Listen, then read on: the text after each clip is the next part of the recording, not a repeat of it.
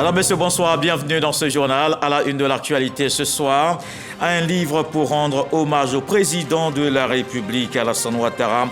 L'œuvre présentée officiellement aujourd'hui, Alassane Ouattara, 50 ans de compagnonnage sous la plume de la grande chancelière honoraire Henriette Dagré-Diabaté. Elle retrace le parcours du chef de l'État, revient sur les grands succès enregistrés à la tête du pays. Le Premier ministre renforce les moyens des directions régionales de l'agriculture.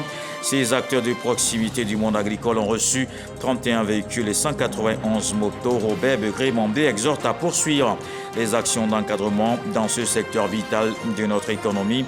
Un message soutenu par le ministre d'État Kobina Kwasi Adjoumani. Fin de la première session ordinaire 2024 du Conseil économique, social, environnemental et culturel. L'institution se réjouit des succès de l'action gouvernementale, notamment en matière de développement durable. Plusieurs personnalités ont pris part à la cérémonie, dont Gilbert Koné-Kafana, au représentant du président de la République. Le groupement des sapeurs-pompiers militaires célèbre son cinquantenaire. Le JSPM entend consolider la dynamique de l'excellence. Le ministre d'État, ministre de la Défense, Téné Birahima Ouattara et plusieurs autres personnalités étaient aux côtés des soldats du feu lors de cette célébration. Le président de la République et son épouse Dominique Ouattara ont assisté ce jeudi à la présentation du livre Alassane Ouattara, 50 ans de compagnonnage, une œuvre écrite par Henriette Dagré-Diabaté, grande chancelière honoraire. Elle retrace la vie de l'homme, la lutte politique menée depuis toutes ces années jusqu'à l'accession à la magistrature suprême, une œuvre qui ne fait pas l'économie des grandes réalisations du président de la République. Alassane Ouattara, le reportage complet dans nos prochaines éditions. Le vice-président de la République, Timo Koné, est de retour d'Afrique du Sud. Il a été accueilli à l'aéroport Félix Houphouët-Boigny d'Abidjan par la ministre d'État Désiré Ouloto et d'autres membres du gouvernement. Il représentait le président de la République, Alassane Ouattara. Timo Koné a pris part ce mercredi aux côtés de plusieurs chefs d'État et de gouvernement à l'investiture du président de la République d'Afrique du Sud. Cyril Ramaphosa a prêté serment pour un second mandat à la tête de la nation arc-en-ciel. Le Premier ministre était ce jeudi dans la commune de Bingerville. Robert Begré-Mambé a procédé à la remise de matériel roulant aux directions régionales de l'agriculture. Ce sont 31 véhicules et 191 motos que ces directions ont reçu, des moyens en plus pour une action plus efficace sur le terrain. Herman Guivet. Des véhicules type tout-terrain et des motos remis aux directions régionales et départementales du ministère de l'Agriculture par le chef du gouvernement, Robert Begré-Mambé. Cette remise de matériel roulant s'inscrit dans le cadre du renforcement de la mobilité des personnels de ce ministère, ceci dans le cadre du projet de production alimentaire d'urgence en Côte d'Ivoire, dans son volet suivi et évaluation. Partenaire financier du projet, la JICA, la coopération japonaise et la Banque africaine de développement, ces institutions financières rassurent, elles seront toujours aux côtés de la Côte d'Ivoire pour soutenir son développement. En effet, l'événement qui nous réunit aujourd'hui s'inscrit dans le cadre de la remise des véhicules aux directeurs régionaux de l'agriculture, acquis dans le cadre du programme de production alimentaire d'urgence de POSI, cofinancé par le groupe de la Banque africaine de développement, dont le coût est estimé à 174 millions d'unités de compte, soit 144 milliards de francs CFA. Le financement du programme est assuré par un prêt FAD d'un montant de 120 millions d'unités de compte et d'un prêt de la JICA à hauteur de 54 millions d'unités de compte. De gros efforts financiers sont engagés en vue de parvenir à l'autosuffisance alimentaire en Côte d'Ivoire. À ces efforts s'ajoute la prise en compte de la variable mobilité pour les agents engagés dans le processus et dans tout programme devant permettre d'y aboutir. Excellence, Monsieur le Premier ministre, les véhicules et les motos permettront non seulement de collecter et d'alimenter la base du système de suivi et évaluation, mais aussi de suivre les distributions, d'apprécier l'évolution des cultures et de conseiller les bénéficiaires. Ainsi, ces 31 véhicules de type 4x4 et 191 motos ont été acquis au profit des services de concentré de l'agriculture, du développement rural et des productions vivrières. La distribution régionale qui assure la coordination de la distribution et du suivi de l'opération dans sa circonscription administrative bénéficie d'un véhicule et d'une moto. La direction départementale, quant à elle, a droit à 2 motos pour les activités de proximité. Je n'ai aucun doute que mes collaborateurs feront un bon usage de ces engins dans le cadre de la mission de suivi qui leur a été confiée. Excellence, Monsieur le Premier ministre, la réussite du dépôt site dépend également du décaissement effectif des ressources financières mobilisées pour ce projet. Nous saluons déjà les efforts du gouvernement à travers le ministère du Budget et des Finances. Mais, encore une fois, Monsieur le Premier ministre, nous vous sollicitons à l'effet de permettre une amélioration des décaissements attendus sur ce projet. Du matériel roulant qui contribuera assurément à la bonne mise en œuvre du projet, le chef du gouvernement, Robert Begré-Mombé, a eu des mots particuliers, des mots d'encouragement pour les personnels engagés dans la réussite de ce projet. Mesdames et messieurs les directeurs régionaux et départementaux du ministère de l'Agriculture, l'événement de ce jour vous est consacré, mettre à votre disposition du matériel roulant dans le cadre de l'exécution du programme de production alimentaire d'urgence en Côte d'Ivoire, en abrégé DPAUCI. Ce vaste programme d'urgence intervenant sur l'ensemble du territoire national vise à faire face à la crise alimentaire et aux perturbations de l'approvisionnement en intrants essentiels à la production de riz, de maïs et de manioc, notamment les engrais, les semences de riz, les semences de maïs ainsi que les boutures de manioc. Il s'agit donc d'un programme d'envergure, d'une extrême importance, dont le succès dépendra fortement du suivi de proximité des acteurs de la chaîne de valeur agricole. D'où la mise à disposition de ces véhicules et de ces motos. Je vous exhorte donc, messieurs les directeurs régionaux et départementaux, à remplir pleinement la mission qui vous est confiée avec beaucoup de détermination et d'abnégation. C'est un acte majeur que nous venons de poser aujourd'hui. Je voudrais vous rassurer que le président Alassane Ouattara ne ménagera aucun effort pour soutenir ces initiatives d'une importance capitale dans notre quête de la souveraineté alimentaire. Vous aurez à cet effet toujours le soutien du gouvernement et toujours nos encouragements. Du matériel roulant qui permettra aux équipes des directions régionales et départementales du ministère de l'Agriculture de rallier aisément les zones difficiles d'accès. Et fin de la première session ordinaire 2024 du Conseil économique, social, environnemental et culturel. La rencontre marquée par de bons points attribués à l'action gouvernementale, notamment en matière de développement durable. Plusieurs personnalités ont pris part à la cérémonie, dont Gilbert Koné Kafana, au représentant du chef de l'État, Marie-Chantal Akanda. Le président du Conseil économique, social, environnemental et culturel, CESEC, s'est réjoui des progrès significatifs effectués pour cette deuxième session ordinaire. Avec un taux de réalisation de 91% des objectifs fixés, l'institution se montre assidue et innovante en vue de consolider ses acquis tout en anticipant les défis à venir. Ce bilan de la première session ordinaire de l'année 2024, dont nous nous réjouissons, appelle de notre part à envisager des perspectives à court terme. Il s'agit à présent de veiller au maintien des acquis, mais aussi de continuer à faire preuve d'innovation dans l'activité institutionnelle. Je voudrais réitérer mon infinie gratitude au président de la République, son Excellence M. Alassane Ouattara, pour le soutien incommensurable qu'il nous apporte dans l'accomplissement des devoirs de nos charges.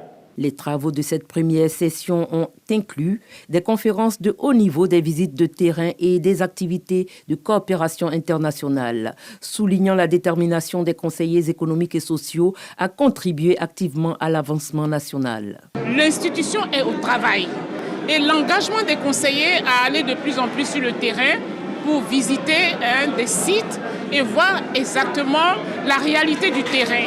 Nous sommes très satisfaits. Je pense que les populations de plus en plus se rendent compte que le Conseil économique et social est au travail. Nous essayons de cerner les problématiques qui nous permettent d'affronter les défis globaux de notre planète. Et donc nous pensons que le Conseil économique, social, environnemental et culturel, en tout cas, remplit ses missions. Les résultats obtenus au cours de cette section démontrent, si besoin est, la perpendicularité de l'action du Conseil économique, social, environnemental et culturel avec la vision du président de la République. Nous ne sommes pas que dans la réflexion, nous sommes aussi dans l'action, dans la diplomatie économique, dans la prospection pour de nouveaux sentiers pour notre pays. Des personnalités de haut rang se sont distinguées par leur présence. Le chef de l'État, Alassane Ouattara, était représenté par son haut représentant Gilbert Kafana Koné. Au nom du président de la République, remercier et féliciter le président du Conseil économique social pour le travail abattu dans cette première session. J'ai été impressionné donc par la qualité du travail et surtout par la recherche des exemples à travers le monde. Et je voudrais donc l'encourager, lui et ses collaborateurs, à poursuivre afin d'apporter des avis motivés et bien éclairés au gouvernement. La clôture de cette première session est aussi l'occasion pour le président du CESEC de relever les avancées significatives réalisées par la Côte d'Ivoire dans son développement durable et sa modernisation. Aussi a-t-il réitéré ses encouragements à l'Assemblée consultative pour leur engagement et leur implication conséquente. Une autre rencontre ouverture à Abidjan de la conférence internationale sur les investissements en Afrique. La Fondation pour les études et recherches sur le développement international travaille sur la question depuis quelques années. Les chercheurs et professionnels ont présenté les premiers résultats de la cartographie réalisée. C'était en présence de l'inspecteur général d'État et le président de l'Assemblée nationale, Alexis Ouedraogo. Investir pour obtenir un rendement financier et dans le même temps une incidence positive sur le social et l'environnement. Voilà le sens de l'investissement d'impact. Pour le dire simplement, c'est un investissement qui notamment rapporte de l'argent, mais qui également crée des emplois et respecte l'environnement. C'est aussi un signe de l'importance d'Abidjan dans le paysage de l'investissement privé, que ce soit dans cette ville que la FERDI ait décidé d'organiser le lancement de cette recherche en partenariat avec l'UICI. Ici même, des équipes d'investissement ivoiriennes brillantes opèrent, particulièrement dans les 15 dernières années, au profit des entrepreneurs ivoiriens et construisent, en partenariat étroit avec les institutions publiques ivoiriennes, il faut le souligner, un écosystème de soutien à l'émergence entrepreneuriale particulièrement dense et particulièrement dynamique. Ce jeudi à Abidjan, la Fondation pour les études et recherches sur le développement international et l'Université internationale de Côte d'Ivoire ont présenté les lignes de leurs travaux sur le sujet. Une démarche que salue le gouvernement ivoirien. L'investissement d'impact en Côte d'Ivoire est particulièrement pertinent dans plusieurs secteurs clés de notre économie, notamment l'agro-industrie pour le développement des chaînes de valeur durables, c'est-à-dire la cacao-culture, la culture d'anacade, etc. La production des énergies renouvelables pour la réduction de l'empreinte carbone et la création d'emplois verts.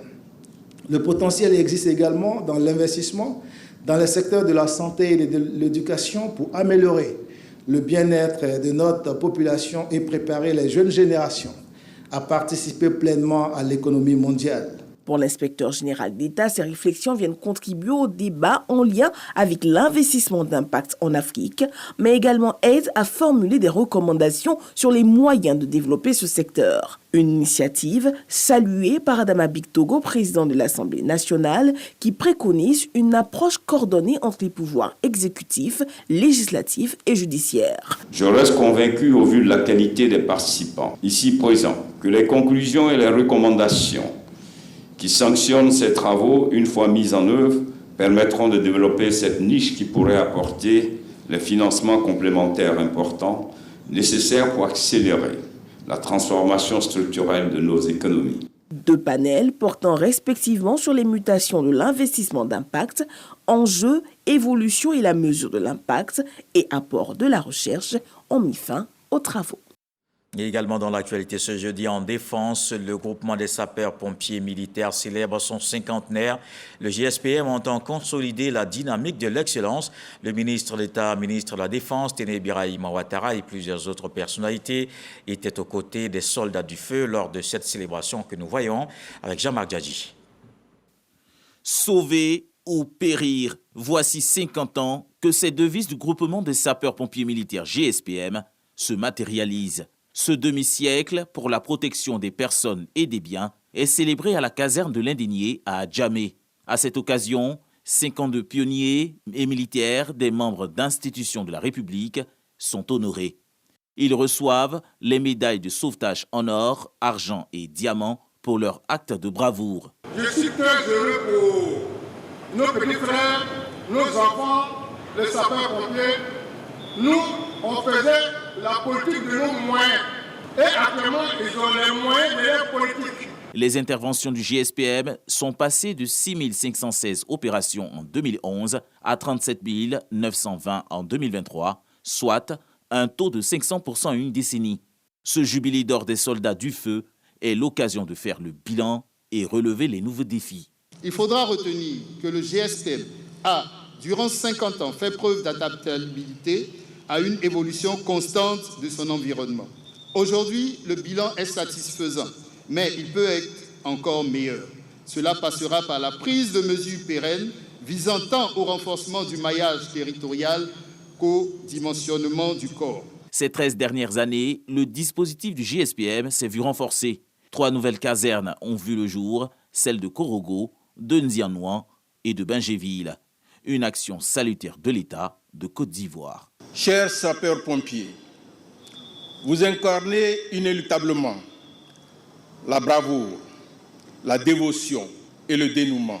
Chaque jour, vous êtes prêts à affronter des dangers pour sauver des vies, pour secourir des familles, pour protéger nos communautés et préserver l'environnement. Plus de 90% des appels au secours reçus par le GSPM sont de fausses alertes. Le ministre d'État, ministre de la Défense, Téné Birahima Ouattara, invite les populations à la responsabilité. Nous devons les aider à sauver le maximum de vies en évitant d'occuper inutilement les lignes téléphoniques au détriment des personnes véritablement en détresse. Nous devons, de par nos actes, accompagner le chef de l'État et le gouvernement qui ne ménagent aucun effort pour doter nos sapeurs-pompiers d'infrastructures, de personnel et d'équipements. Le cinquantenaire du GSPM, marqué par l'inauguration de la salle de crise pour la supervision des interventions à distance. Les sapeurs-pompiers en fait, mais très sollicités en cette période de fortes pluies causant des inondations. C'est la vigilance orange dans le district d'Abidjan ce vendredi. Le directeur de la météorologie nationale de la Sodexam a exhorté la population à la prudence. Daouda Konaté était l'invité de la tribune d'échange de l'AIP. Régis Kofi. La Société d'exploitation et de développement aéroportuaire, aéronautique et météorologique, Sodexam, annonce une alerte orange ce vendredi 21 juin 2024. Ce qui veut dire que les quantités de pluie seront attendues seront comprises entre 70 et 120 mm de pluie. Donc elles peuvent être en 12 heures de temps. Donc elles peuvent engendrer des risques d'inondation dans certaines zones. Face aux journalistes de l'agence ivoirienne de presse, AIP, Daouda Konaté s'est prononcé sur les prévisions météorologiques et la gestion des saisons des pluies, exhortant la population à s'informer continuellement sur les différents canaux d'information. Le seuil d'alerte est de 50 mm de pluie en 12 heures. Là, imaginez que nous avons eu 600 mm en 3 jours et c'est ce qui a engendré toutes ces difficultés que nous avons connues. Nous invitons les populations, nous invitons les usagers vraiment à être prudents, à surtout s'informer sur les alertes que nous menons avec le code couleur. Ça leur permet de pouvoir anticiper l'action. Pour rendre ces services plus dynamiques, la Sodexam annonce l'acquisition de matériel de pointe. L'installation dans chaque région administrative de la Côte d'Ivoire d'une station de surveillance et de météorologie climatique. Également, nous allons acquérir un radar météorologique pour la ville d'Abidjan afin de pouvoir anticiper 12 heures en amont les phénomènes météorologiques extrêmes qui pourraient affecter la ville d'Abidjan. Cette année, la Côte d'Ivoire fait face à des conditions météorologiques exceptionnelles. Des pluies abondantes et des orages continueront de dominer le paysage dans les jours à venir. Les populations sont donc appelées à une vigilance accrue. Attention, donc prenez soin de vous face à un climat qui n'est pas favorable ces derniers temps et il faut des initiatives pour protéger l'environnement. Un plan d'intervention d'urgence de lutte contre les pollutions accidentelles en mer, lagunes et zones côtières est lancé. Le ministre Jacques Assaouré-Conan, en lançant Polumar, veut tester le dispositif de gestion des crises en cas de déversement d'hydrocarbures dans les eaux. Jean-Marc Djadji. Un déversement de pétrole brut estimé à 38 tonnes, est signalé dans les eaux d'Assini. La cause, une remontée d'hydrocarbures à la suite d'une rupture brusque du pipeline, selon les opérateurs de la plateforme pétrolière Petrovor, implantée au sein du bloc pétrolier CI 101, au large de la ville balnéaire. Les côtes de Grand Bassam à Assini sont menacées. Au vu de la catastrophe, la cellule de coordination et de crise dirigée par le ministre de tutelle, Jacques Assaouré-Conan, se met en place. Dès la survenue de l'accident, Petrovor a entrepris de colmater les brèches du pipeline endommagé pour arrêter le déversement d'hydrocarbures conformément à son plan des opérations internes. Ces opérations se sont déroulées sous la supervision d'une équipe d'experts du CIAPOL dépêchés sur les lieux du sinistre. Ce message du ministre met en exergue l'exercice de simulation du plan d'intervention d'urgence de lutte contre les pollutions marines, Polumar 2024. Le Centre ivoirien anti-pollution CIAPOL est à la manœuvre. L'intérêt, c'est de pouvoir réunir toutes les parties prenantes et discuter, pour voir quelles sont les faiblesses de ce plan, quelles sont les forces de ce plan, et en cas de survenue, qu'est-ce qu'il faut corriger. Il ne faut pas attendre que survienne l'incident avant de prendre des dispositions. Le plan Polumar 2024 s'inscrit dans le cadre de la convention ORPC-HNS de 2000 qui recommande aux États côtiers de mettre en place un système national de préparation à la lutte contre la pollution marine. Et autre chose, la ministre d'État, ministre de la fonction publique, était au centre d'éducation à distance de Côte d'Ivoire, une structure chargée de renforcer les capacités des travailleurs du public, du privé et aussi de la société civile. Andésiré Ouloto est allé s'imprégner des conditions de formation dans cet établissement, une visite qu'a suivi Grace Kando. La ministre d'État, ministre de la fonction publique et de la modernisation de l'administration, au Centre d'éducation à distance de Côte d'Ivoire, CEDSI, une institution publique spécialisée dans la formation et le renforcement de capacités des agents du secteur public et privé. Anne-Désirée Ouloto y est pour s'imprégner du fonctionnement de ce centre après sa réhabilitation. Le CEDSI est une institution malheureusement qui a eu beaucoup de mal à décoller, alors que le gouvernement a de très grandes ambitions à partir du CEDSI. Et c'est un outil de performance de notre administration et même du secteur privé ainsi que des ONG. À partir de ce centre, tous les fonctionnaires et agents de l'État qui sont partout en Côte d'Ivoire peuvent bénéficier de conférences, de renforcement de capacités, de formation même, tout en étant à leur poste de travail, tout en étant dans leur localité. Le centre est comme un cabinet de formation et donc il est agréé FDFP. Donc aussi bien les structures privées que les établissements publics nationaux qui sont des structures de l'État, qui cotisent au FDFP, devraient pouvoir bénéficier de formations qui sont financées par le FDFP. La ministre d'État Anne-Désirée Ouloto invite le personnel du CEDSI à promouvoir les valeurs de bonne gouvernance. Les principes de bonne gouvernance sont des exigences du président de la République, qui tient à des pratiques vertueuses, qui tient également à des valeurs au sein de notre administration. J'ai insisté sur la nécessité donc de cultiver toutes ces valeurs. Le CEDSI est en partenariat avec 2 structures nationales et internationales.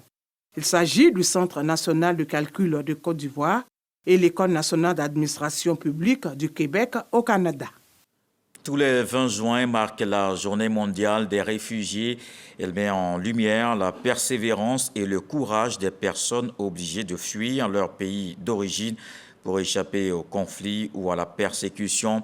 La Côte d'Ivoire n'est pas en marge de cette célébration. Les autorités ivoiriennes ont célébré l'événement au siège du HCR. Le thème de cette édition 2024 est solidarité avec les réfugiés. À ce jour, l'on dénombre plus de 100 millions de personnes déplacées dans le monde, dont 36 millions de réfugiés, et la Côte d'Ivoire compte 2480 réfugiés. Et il vient de se tenir la deuxième édition des Journées de la diplomatie ivoirienne, un rendez-vous qui permet de montrer les actions et les acteurs dans la promotion des atouts de la Côte d'Ivoire. Plusieurs panels ont eu lieu pour renforcer la contribution de la diplomatie ivoirienne dans le développement. Ahmed Traoré, Abdoulaye Koné. Diplomatie et stratégie de promotion de la Côte d'Ivoire pour une action nationale plus performante. Bilan, enjeux et perspectives. Tel est le thème de cette deuxième édition des Journées de la diplomatie ivoirienne. Ces journées ont pour objectif de montrer l'action de la diplomatie ivoirienne et des autres acteurs nationaux dans la promotion des atouts de la Côte d'Ivoire. À terme, nous proposerons à notre tutelle un projet d'envergure internationale afin que les Journées de la diplomatie ivoirienne deviennent pour le ministère des Affaires étrangères ce qu'est le Salon international de l'agriculture et des ressources animales pour les ministères en charge de l'agriculture et des ressources animales. L'institution de ces journées dédiées à la diplomatie ivoirienne, rêve longtemps caressé par les acteurs premiers, est en grande partie devenue une réalité tangible grâce à vous tous. Kandia Camara, présidente du Sénat et par ailleurs marraine de cette cérémonie, juge opportune cette initiative. Il fallait corriger une injustice qui avait cours depuis trop longtemps. Celle qui passait sous silence le leadership de nos ambassadeurs dans la mobilisation des investissements en direction de la Côte d'Ivoire. Il était temps que ces travailleurs de l'ombre soient aussi acclamés à la tribune des hommages. Cette deuxième édition des Journées de la diplomatie ivoirienne a été l'occasion de célébrer les diplomates de carrière qui ont fait valoir leur droit à la retraite. Et en politique, vous allez voir et comprendre la responsabilité des organisations de la société civile à l'approche de la présidentielle de 2025. Ces acteurs mènent déjà des initiatives pour une élection apaisée et sans violence. Ces organisations s'engagent aussi dans l'observation électorale.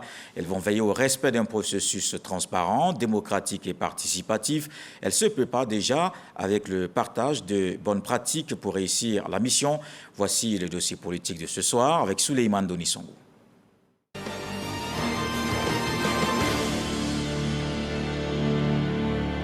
La société civile joue un rôle prépondérant dans la mise en œuvre des politiques publiques et les politiques décentralisées au niveau de la Côte d'Ivoire. Et dans ce sens, au niveau électoral, nous jouons un rôle très crucial. Les élections municipales et sénatoriales ont été un test pour nous préparer à l'élection présidentielle. Faisons le bilan de cette élection. J'ai ici le rapport que je mets à votre disposition. Les organisations de la société civile veulent jouer leur partition dans l'organisation d'élections apaisées et sans conflit en Côte d'Ivoire. Mais que doit-on comprendre par société civile? Pour moi, la société civile, ce sont des personnes dans la société qui peuvent s'exprimer sur tout ce qui se passe, qui ont le libre arbitre, qui ont la permission de dire tout ce qu'ils veulent. En un mot, c'est vous, c'est moi, c'est l'autre. La société civile existe, mais elle n'est pas écoutée. La société civile représente l'ensemble de toutes les forces vives de la nation, les personnes qui sont amenées à jouer un rôle majeur dans le développement d'un pays. Et la société civile s'engage de plus en plus dans les processus électoraux. Objectif, renforcer la transparence des opérations, mais aussi former et encadrer les populations sur les enjeux des élections. Une mission que soutient le Conseil national des droits de l'homme, le CNDH. Nous avons une forte interaction avec la société civile ivoirienne. D'ailleurs, le test auquel est adossée la création d'une institution en charge des questions des droits de l'homme demande à ces institutions-là d'avoir pour partenaires privilégiés les organisations de la société civile. Et donc, au travers d'un forum des droits de l'homme, au travers de forums régionaux, au travers de groupes de réflexion, nous travaillons avec les organisations de la société civile. Nous nous retrouvons très régulièrement. Avec les échéances électorales à venir, plusieurs plateformes lancent un appel à la sensibilisation de la classe politique et des électeurs.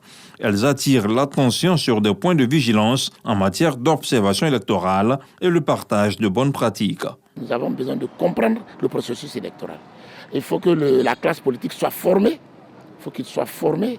Il faut qu'ils aient quand même une formation classique de base sur l'enjeu électoral, sur le processus électoral, sur la démocratie. Et aussi, il faut donner une formation à la population sur le jeu démocratique. Et comment choisir le candidat avec un bon programme électoral qui pourra permettre à la population désormais de faire un choix. Pour Dr Chérif Adama, la société civile en Côte d'Ivoire devient de plus en plus mature. Je pense qu'il existe en Côte d'Ivoire l'émergence d'une société civile forte, surtout avec l'avènement des réseaux sociaux qui ont délié les langues. On voit une société civile qui n'est pas redevable du politique. Une société civile qui a pris son indépendance vis-à-vis du politique. Et cette indépendance vis-à-vis du politique est pour moi un acte majeur qui permet à la société civile de jouer tout le rôle qui lui revient dans la construction d'une nation démocratique. Et justement, les élections présidentielles de 2025 présentent un enjeu majeur pour les organisations de la société civile qui déploient déjà leur stratégie. Nous, pour ici, on fait d'abord la sensibilisation avant, afin que les gens puissent s'inscrire sur la liste électorale. Ensuite, on va faire la sensibilisation pour que les gens aillent le jour du vote de manière tranquille, aller voter et repartir. On demande aux gens de ne pas empêcher l'autre de voter. Tout ça, c'est le travail que nous faisons à travers le pays. La société civile entend jouer sa partition, mais pour elle, la réussite de la présidentielle de 2025 dépend de la synergie d'action de toutes les parties prenantes. Est-ce que les citoyens eux-mêmes s'intéressent à la vie politique de leur pays? Est-ce que les citoyens sont des personnes qui apportent les contributions à la vie politique de leur pays? Après, il faut regarder aussi au niveau des acteurs politiques. Est-ce que ces acteurs politiques élèvent le niveau du débat? Parce que très souvent, on est dans des guéguerres de personnes. Et puis, est-ce que ces acteurs politiques arrivent à trouver un consensus? Autre sujet, celui de la procédure de couverture de l'observation électorale et les ressources à mobiliser. 2025 est une année très importante pour la Côte d'Ivoire. Les organisations de la société civile doivent travailler en mettant des projets en place, en cherchant des financements pour l'éducation électorale, pour l'observation de ces élections. Mais même avant ça, il y a beaucoup à faire. Ce qui fragilise la société civile en Côte d'Ivoire, la première chose, c'est qu'elle n'est pas subventionnée. Quand vous me demandez quel sera mon rôle, c'est de continuer le lobbying, de rencontrer les décideurs, de rencontrer l'exécutif. Si je ne peux pas voir le président de la République, je peux au moins voir le Premier ministre, lui présenter notre rapport. Nous sommes des acteurs de la société civile. Notre rôle est important pour que la démocratie soit toujours debout. Avec les échéances électorales à venir, les organisations de la société civile entendent pleinement s'engager à la tenue d'élections apaisées et sans conflit, gage de stabilité et de paix durable. La société civile met le cap sur 2025. C'était le dossier politique de ce soir avec Souleymane Donis-Songou et Abdoulaye Koné. Je vous emmène dans l'est du pays. Les jeunes de la ville de Bondoukou ont participé à une rencontre d'échange sur les opportunités d'emploi. Le député Noël Kofi Maïzan les a rencontrés. Cette jeunesse se dit prête à s'organiser pour saisir ces opportunités. Il entend faciliter l'insertion de ces jeunes dans la localité. Lévi Soyo. Plus de 200 jeunes leaders de la commune de Bondoukou instruits sur les opportunités d'emploi. Un projet aux allures de plateforme regroupant les offres d'emploi est présenté aux jeunes de la commune. Ce projet va permettre également de former et renforcer les capacités des jeunes, y compris faire d'eux des créateurs d'emplois. Une idée du député de Bondoukou, commune et sous-préfecture. Objectif, faciliter l'insertion socio-professionnelle des jeunes de la ville aux 1000 mosquées. Je me suis rendu compte qu'il y a beaucoup d'opportunités qu'on peut avoir à gauche et à droite. Mais à un moment donné, il fallait que tout ça soit organisé. Donc j'ai proposé un projet concerté. Donc quand on va avoir des rencontres avec les jeunes, pour prendre en compte leurs préoccupations afin d'affiner ce projet-là, pour mettre ça à leur disposition. Cette initiative ravit l'ensemble des participants. Nous avons passé notre temps à nous plaindre à chaque fois que nos cadres, nos autorités, ceux qu'on a élus ne font rien pour nous. Et ce projet vraiment nous a été présenté et nous pensons que nous souscrivons à ce projet. Noël Kofi Maïzan a par la suite éclairé les participants sur le rôle des élus avant de les sensibiliser sur l'importance de la cohésion sociale et de l'entente, facteur de développement. Les députés de la nation ont aussi invité les jeunes au respect des autorités et des tests encadrant l'organisation des élections de la Fédération nationale des unions de jeunesse du Côte d'Ivoire, FENUGESI. Dans l'actualité politique, le PDCI-RDA s'organise. Les clubs de soutien au parti veulent contribuer aux victoires du Parti démocratique de Côte d'Ivoire. Le mouvement tiamiste a pris cet engagement lors de l'investiture du bureau. Michel Digré. Ils partagent les idéaux et valeurs prônées par Tidiane Thiam, président du PDCI-RDA, mais veulent surtout jouer un rôle majeur dans la mobilisation des militants du parti en vue de la présidentielle de 2025. Le bureau du mouvement des Thiamis est alors investi avec une feuille de route précise. Nos activités consisteront essentiellement à sensibiliser, à identifier et à enrôler sur la liste électorale, à aller vers nos frères et sœurs, ces indécis, ces neutres, ces découragés, pour leur apporter la bonne nouvelle. La doctrine qui dit « un Ivoirien pour 10 nouveaux inscrits sur la liste électorale ». Un Ivoirien pour 10 nouveaux inscrits sur la liste électorale, une priorité pour les responsables du PDCI-RDA. Le président Tidiane Thiam a dit que normalement nous devions être 12 millions d'inscrits sur la liste électorale. Aujourd'hui nous sommes 8 millions. Donc il y a un gap de 4 millions de personnes qui restent. Et je suis confiant parce que vous avez pris un parrain qui va vous évaluer sérieusement. Votre mouvement va au-delà du PDCI. C'est d'aller chercher des personnes d'autres partis. Parce qu'il y a des gens qui ne veulent pas être forcément PDCI, mais qui aiment la personne Tidiane Thiam. Le mouvement Les Thiamis a été créé le 24 mars dernier et entend s'implanter sur toute l'étendue du territoire national. En culture, encore une triste nouvelle dans la musique ivoirienne. Lazare Kwame, si vous voulez, Alan Bill est décédé à Paris en France. Il souffrait d'un mal depuis quelques temps qui a fini par l'arracher à l'affection de ses fans et tous ceux qui ont connu ce précurseur du Zouglou. Ses titres à succès comme Amougué Mougué et Mange Mille restent encore dans les mémoires des Zouglophiles. Dans le reste de l'actualité au Burkina Faso, Ibrahim Traoré préside un conseil des ministres ce jeudi. La rencontre hebdomadaire devait se tenir hier. Le chef de la junte est apparu souriant et détendu sur les photos. Pourtant, il règne un contexte d'incertitude et de grandes spéculations au Burkina Faso. De nombreuses rumeurs à Ouagadougou se répandent. Par ailleurs, à propos de tractations autour de la présidence burkinabé, toutes les hypothèses vont bon train. L'attaque de Mansilla a jeté un froid au sein de l'armée. Et ce communiqué pour terminer, la RTCI, l'autorité de protection des données à caractère personnel de Côte d'Ivoire, rappelle aux structures publiques, privées et aux particuliers que l'utilisation de la biométrie sans autorisation préalable de l'autorité de protection est interdite. Ce communiqué tient lieu d'avertissement et mise en demeure. Le non-respect de cette disposition légale entraînera des sanctions prévues par la loi du 19 juin 2013 relative à la protection des données à caractère personnel. Voilà qui met terme à ce journal. Merci de l'avoir suivi. Retour de l'actualité 23h. Ce soir, le sage nous apprend qu'une piste de fourmis ne peut conduire à un village. Dieu le voulant, on se retrouve demain.